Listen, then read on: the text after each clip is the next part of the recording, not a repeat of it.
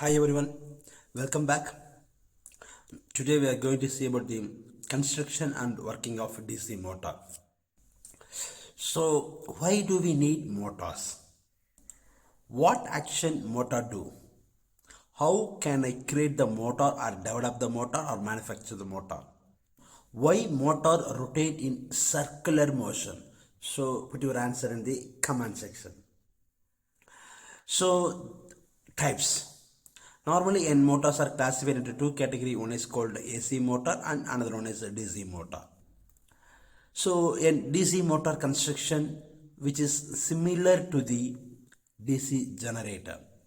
Okay, so here it consists of magnetic frame or yoke, and field winding will be there. That is nothing but pole. Here, pole core, pole winding, pole shoe will be there. So the pole winding, okay, and armature slot, armature conductor will be there, brushes, commutator, bearings, or the main parts of the DC motor construction. So in motoring action, so here normally the field winding it carries a winding, okay, that is called field winding or pole winding, or it may be called as stator winding. So for that winding, if you are supplying the current, if you are supplying the DC current to the field winding, the winding is getting energization and it acts as an electromagnet, so that it produces the electromagnetic fluxes. So normally the produced flux it flow from the north pole to south pole, but in between there is a conductor, that is nothing but armature conductor. So the produced fluxes from the north pole to south pole, it crosses the armature. So the produced EMF in the here in the stator, so which is interact in the armature. So that EMF, that EMF it induce some amount of that EMF it produce, that EMF will be induced in the rotor. So there will be a tendency. So due to this tendency, the rotor gets rotating. While the rotor is rotating, it cuts the magnetic fluxes. So at the time of cutting the magnetic flux lines, the EMF will be induced. So because of that induced EMF, there will be a current flow through this armature. So because of that current flow, the EMF, the flux will be produced in the rotor. So because of this flux, the producer flux it opposing the main flux which is produced with the stator winding. So these two fluxes are both are not equal, or equal, that is not equal, or it is unequal only. So based on this action only the motor gets operating. Okay. So in this construction, this stator will be there. That is nothing but magnetic frame, or it may be the outer frame will be there. So the outer frame which is used to support the stator winding.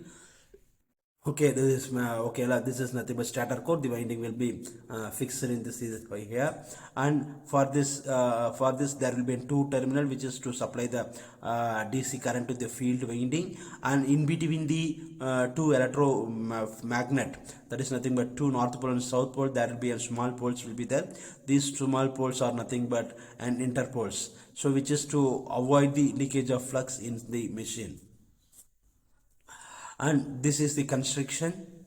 There are two terminals, one is for positive and another is negative, and in the rotor the different stator stampings are mounted in a same shaft to form the cylindrical rotor. This is nothing but rotor slot. So in the across the slot the winding will be wounded, and the center of the armature slot there will be a shaft will be there. So among the shaft there will be a commutator. So this is called a mechanical commutator, so which is used to collect the current from the armature, and the collected AC current is converted into DC current. And here the bearings will be used for the smooth operations. and this is the working principle according to the left hand rule. Okay la. So here the magnetic flux will be produced in one direction, that is another direction, and the direction of current in the perpendicular to the it crosses magnetic field, and the direction of forces is the upwards.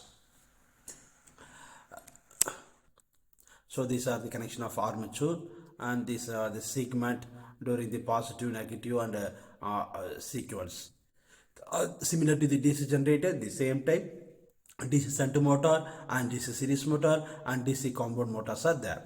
And this is an assessment of which part of the motor confirm that is it is a DC motor, whether it's based on the frame or based on the commutator and based on the shaft or a stator. So these are the few references. Thank you.